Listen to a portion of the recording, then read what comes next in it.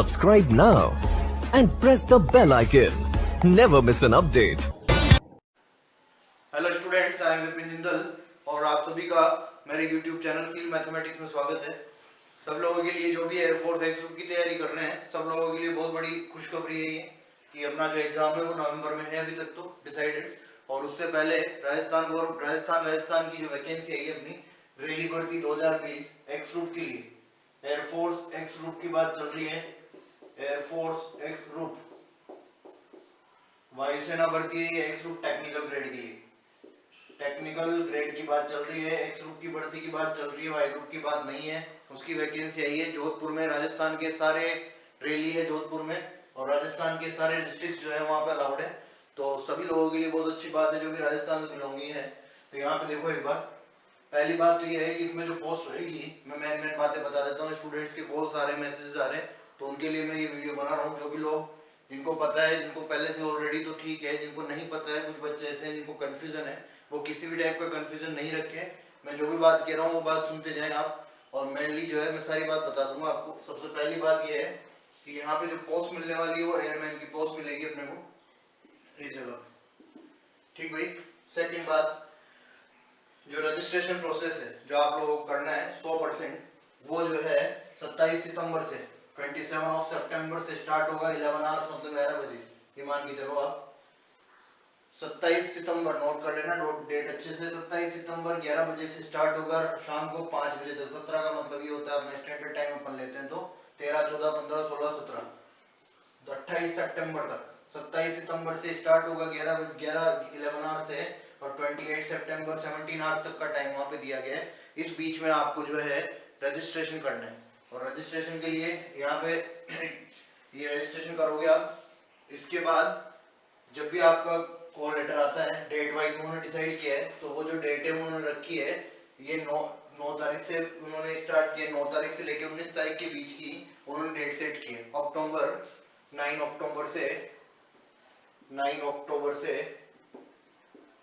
19 अक्टूबर तक उन्होंने date set की है। तो इन्होंने 9 से लेकर 13 तक तो ये एक बार का फर्स्ट राउंड करवाएंगे। इस राउंड में सारे राउंड होंगे, मतलब कि एक बार। और एक इन्होंने रिलैक्सेशन टाइम रखा है 14 तारीख का, ये फ्री डे रहेगा। और 15 से 19 तक वापस से करेंगे। इन सब बातों से अपने को मतलब नहीं है, अपने को जो डेट मिलेगी उसके अकॉर्डिंग अपन वहां पे पहुंच जाएंगे और अपनी प्रोसेस जो है स्टार्ट हो जाएगी।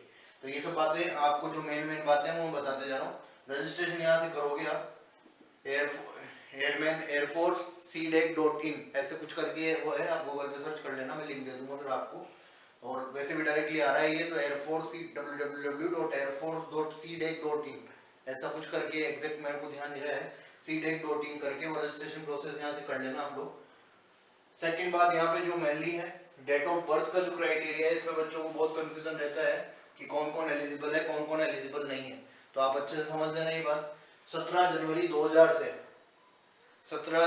2000 से 30 दिसंबर 2003 के बीच में, 30 दिसंबर 2003 के बीच में जितने भी बर्थ है, जिसका भी बर्थ है, वो स्टूडेंट्स यहाँ पे अप्लाई कर सकते हैं। 17 को जिसका बर्थ हुआ है वो भी कर सकता है, और 30 को जिसका बर्थ हुआ है वो भी कर सकता है। दोनों डेट्स जो है वो इंक्लूसिव है, दोनों को लिया गया है। तो अगर 17 को भी हुआ है तो भी चलेगा इधर नीचे में, और ऊपर की बात करोगे तो 2003 तक भी, 30 दिसंबर तक अगर किसी का बर्थ हुआ है तो वो चलेगा। यानी कि लोअर एज लिमिट तो ये हो गई, और अपर एज लिमिट जो है ये 2000 वाली होगी। ठीक है भाई, साल गिन लेना कितने साल से कितने साल तक हो गया, तो बात समझ जाओगे आप। अब यहाँ पे आगे देखो, मेन बात लगभग ये अपना हो गया 17 से लेके 20 साल के बीच में, लगभग वो आप देख लेना।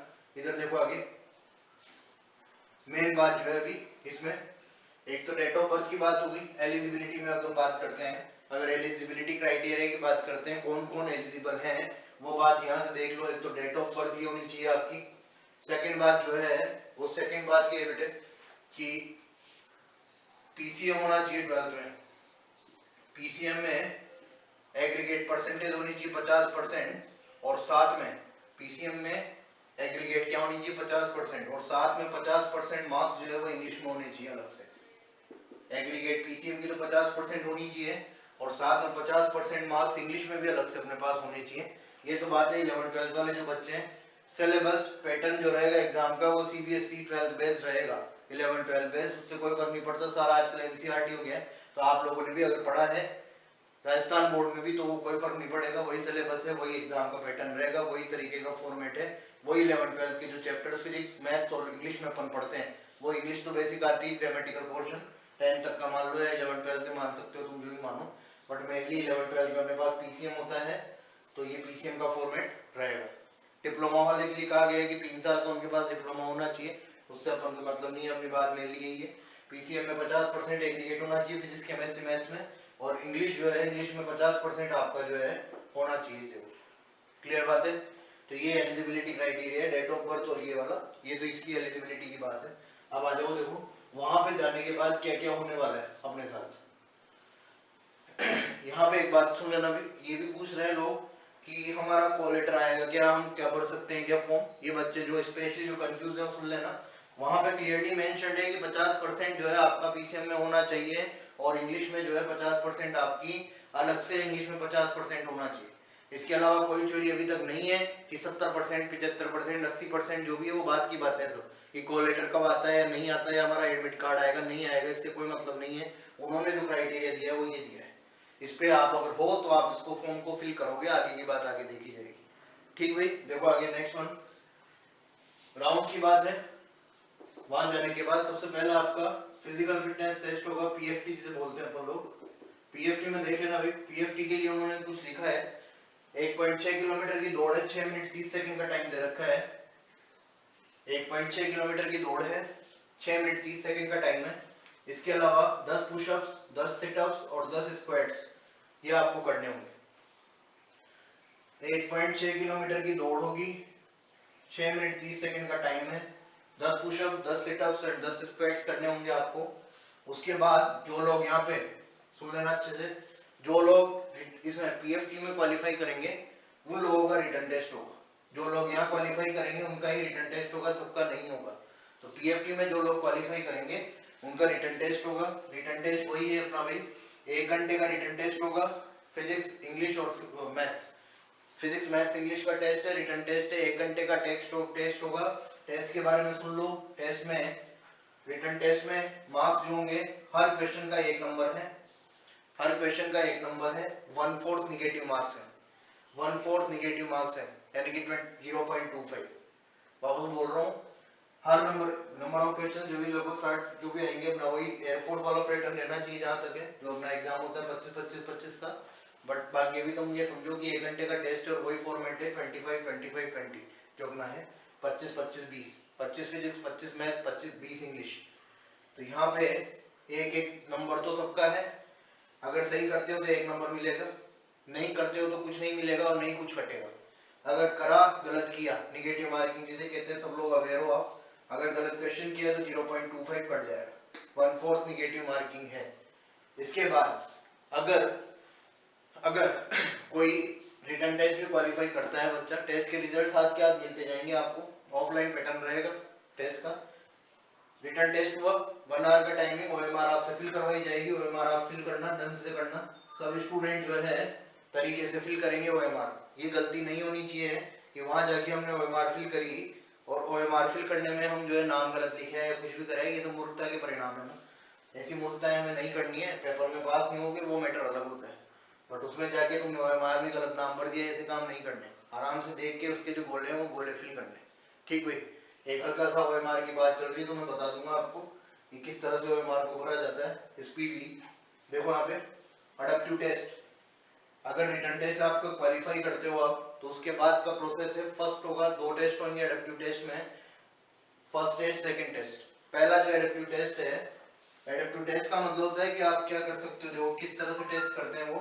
एक तो आपको जियोग्राफिकली टेस्ट करेंगे, जियोग्राफिकली का मतलब ये है कि अगर हम किसी भी स्टूडेंट को सेलेक्ट करते हैं, एस्पिरेंट को लेते हैं, तो उसको हम लोग जो है आर्मी में होता है, मतलब ये अपने डिफेंस में यही होता है भाई, वो आपको कहीं भी भेज सकते हैं geographically.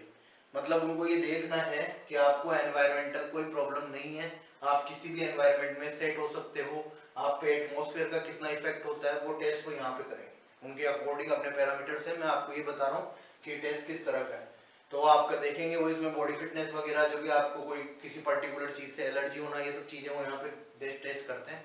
Second one adaptive test 2 की बात चल रही है। एडेप्टिव टेस्ट 2 जो है वो मिलिट्री एनवायरनमेंट का से रिलेटेड होता है। क्या किससे रिलेटेड होता है? मिलिट्री एनवायरनमेंट रिलेटेड, यानी कि अगर आपको एयरफोर्स में सेलेक्ट कर लिया गया है और आप वहां जाते हो तो आप उस कल्चर को अडॉप्ट भी कर पाते हो या नहीं कर पाते हो, उस कल्चर को आप अडॉप्ट भी कर पाओगे या नहीं कर पाओगे। तो ये देखा जाएगा वहां पे कि आपको लिया एक एनवायरनमेंट होता है, सब लोग जानते हो, आप लोग तैयारी कर रहे हो। तो डिफेंस बिल्कुल अलग है, जो सोशल लाइफ हम लोग जी रहे हैं उससे डिफेंस की लाइफ, डिफेंस में जाने के बाद वहां पे रहने के बाद उसकी लाइफ बिल्कुल अलग होती है इंसान की। तो आप उसके लायक हो या नहीं हो, आप वहाँ के जो रूल्स एंड रेगुलेशंस हैं वो फॉलो कर पाओगे या नहीं कर पाओगे, आप में जज्बा है या नहीं है, आप डिसिप्लिन हो या नहीं है, वो सारे टेस्ट जो है वो एडेप्टिव टेस्ट 2 में लेंगे। वो फर्स्ट में आपका ज्योग्राफिकल टेस्ट होगा कि आपको कोई स्पेशली इस तरह का कोई फोबिया नहीं है या फिर आपको कोई प्रॉब्लम्स नहीं है, कि मतलब आप साइकोलॉजिकल, वो बाकी चीजें तो मेडिकल में टेस्ट करेंगे। फर्स्ट राउंड पीएफटी में clear, written test clear, adaptive test 1 clear, adaptive test 2 clear. ये क्लियर होने के बाद फाइनलाइज आपका जो है मेडिकल होएगा। मेडिकल के पैरामीटर्स वही हैं जो रखते हैं वो हमेशा। मेडिकल तक पहुंचने के बाद तो मेडिकल के जो पैरामीटर्स हैं वो आप लोगों को पता है, जो होते हैं एयरफोर्स एक्सग्रुप के, वही पैरामीटर्स रखे हैं। तो मेडिकल जो है आपका फाइनली होगा।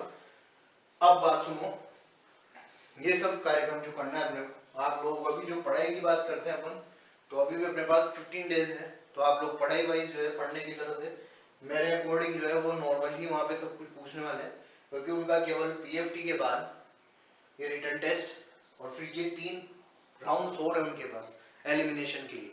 तो जब भी क्या होता है, जब भी अगर एलिमिनेशन करने के बहुत चांस, रिटन टेस्ट के बाद उनके पास एडेप्टिव टेस्ट 1 है, 2 है, फिर इसके बाद मेडिकल है। तो ये जनरल एक बेसिक ही होगा। तो आप लोग सबसे पहले कोशिश ये करें कि आप पूरा सिलेबस जो है कवर अप कर पाए। थोड़ा थोड़ा तो पढ़ लो, एक ऊपरी ऊपरी नॉलेज ही ले लो भले, बट वहां पे जाने के पहले ये काम जरूर करें, ताकि पेपर अगर इजी आ गया वाकई में तो अपना रिटन टेस्ट तो क्लियर हो जाए। समझ रहे हो या नहीं समझ रहे हो? बातें कोई सी नहीं करोगे बकवासबाजी। यहाँ से देखो, इस जगह से इसका स्क्रीनशॉट ले सकते हो अगर आपको नीड है तो, बाकी सब जगह पे अवेलेबल है, नेट पे कहीं भी आपको मिल जाएगा, जगह जगह पे। जो बच्चे नेट से सर्च करके नहीं देख सकते हैं उनके लिए मैं वीडियो बना रहा हूँ पर्टिकुलरली। आप लोग समझने की कोशिश करो, इसको एक बार स्क्रीनशॉट ले लो क्योंकि मेरे को गुरेज करना पड़ेगा। देखो एक बार बात समझना बेटे से।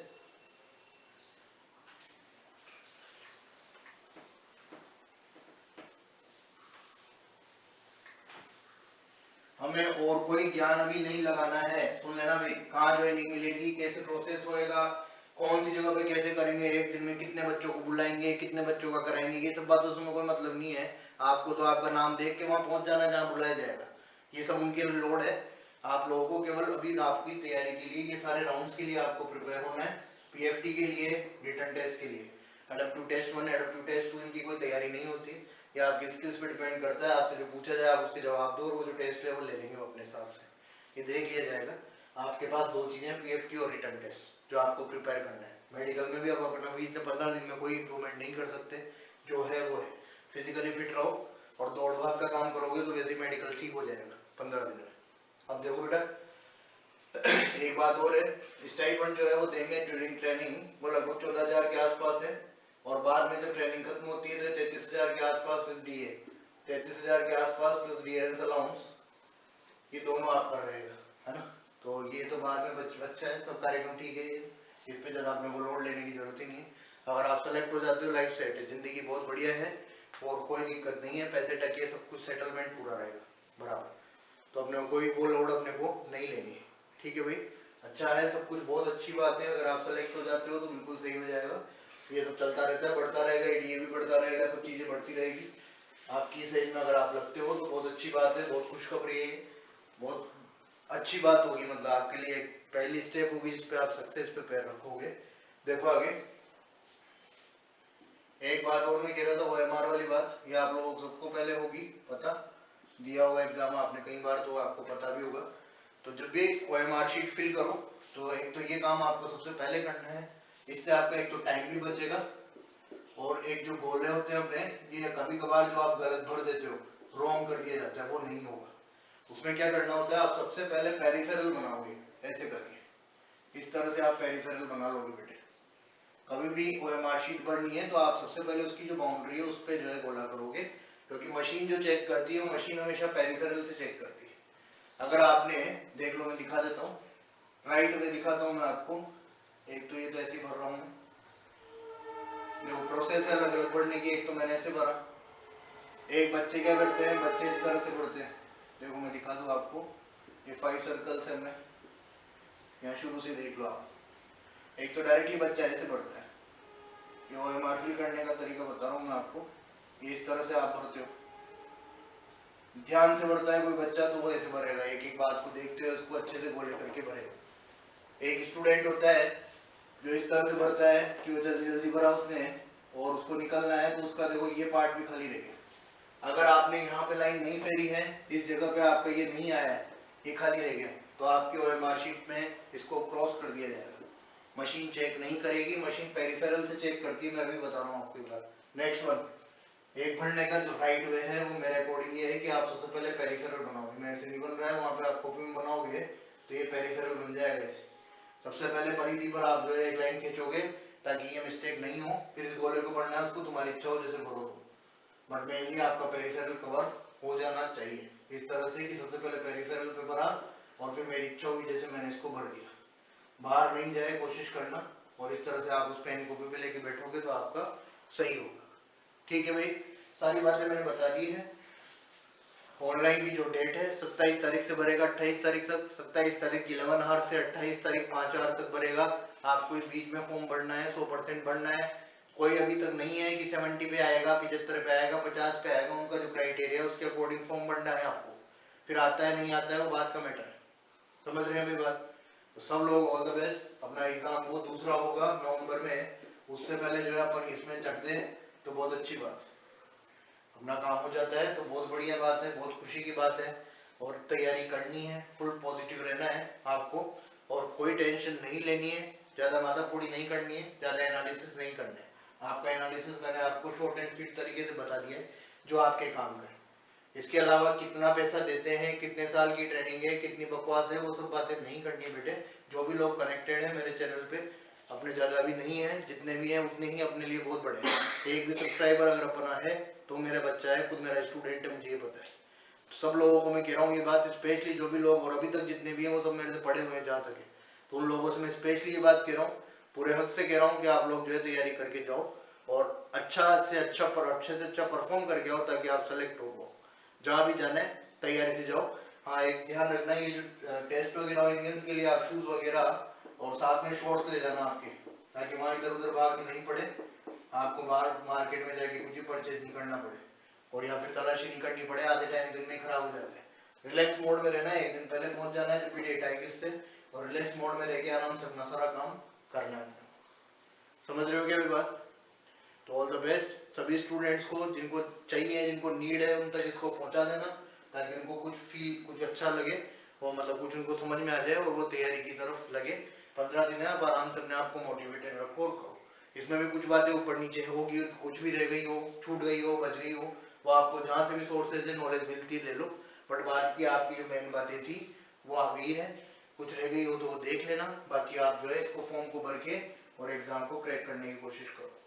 ठीक है, all the best, thank you so much. अपना कोर्स चल रहा है, अपन चलता रहेगा वहाँ पे, उस जगह पे अपन कोर्स करा लेंगे जिससे चल रहा है अपना, उसको मैं रेगुलरली इस 15 दिन में अपन कुछ नहीं कर पाएंगे तो मैं स्पेशली अनाउंसमेंट नहीं कर रहा हूँ कि उस 15 दिन के लिए मैं कुछ कराऊंगा। अपना जो चल रहा है आप लोगों का सबका पढ़ा हुआ है, वहाँ तक ही पढ़ो आप, और सारे सोर्सेज जो है आपके आप पढ़ते रहो। मैं ज़्यादा से ज़्यादा वीडियो डालने की कोशिश करूँगा ताकि आप लोगों को हेल्प मिल पाए। ठीक है भाई, तो चैनल पे भी हो सकता है बहुत जल्दी अपन फिजिक्स भी स्टार्ट करें, तो आप लोगों को मैं थोड़ा सा मेरी तरफ से फिजिक्स की हेल्प भी कर सकता हूँ, मैं तो मैं करूँगा जरूर। आप लोग पढ़ाई करो और लगे रहो। All the best, thank you so much, मिलते हैं नेक्स्ट वीडियो में।